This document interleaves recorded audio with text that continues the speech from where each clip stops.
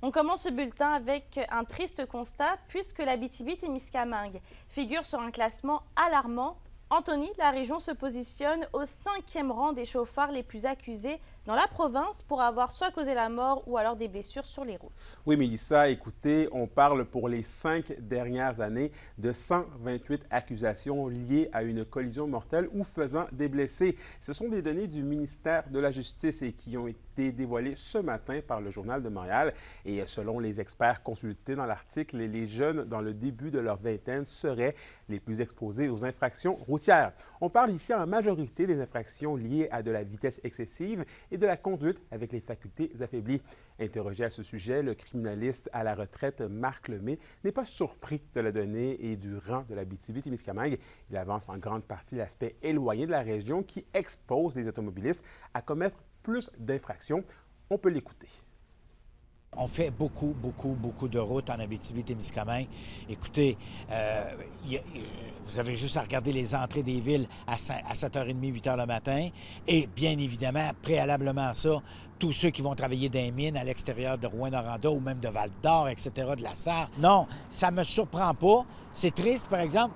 Il faut absolument qu'il y ait des interventions. Et oui, ça amène bien souvent son lot d'accusations, c'est clair.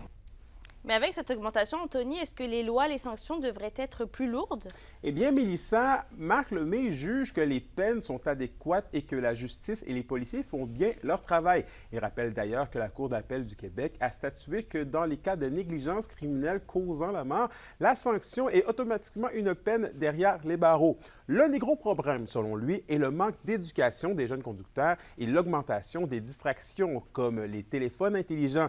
J'ai parlé avec une instructrice en conduite qui pointe également la pandémie. Selon elle, cette période aurait eu un grand impact sur les habitudes de conduite des automobilistes, notamment sur le respect du Code de la sécurité routière, le manque de patience et même l'augmentation des comportements dangereux dans des zones scolaires. En ce sens, Marc Lemay mise également sur un durcissement de ton des règlements administratifs. Il y a une chose qu'il ne faut pas oublier aussi, c'est les sanctions que peut imposer la Société d'assurance automobile du Québec, additionnelles aux sanctions que vous avez eues au niveau du droit criminel. Alors, je vais vous donner un exemple. Le plus bel exemple, c'est faculté affaiblie. On parle déjà d'avoir des sanctions pour quelqu'un qui souffle dans la ballonne à 0,05.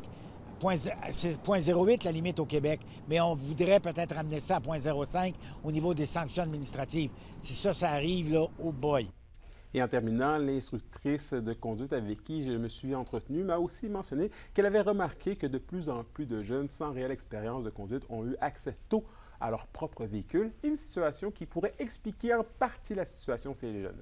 Merci, Anthony. Je vous en prie.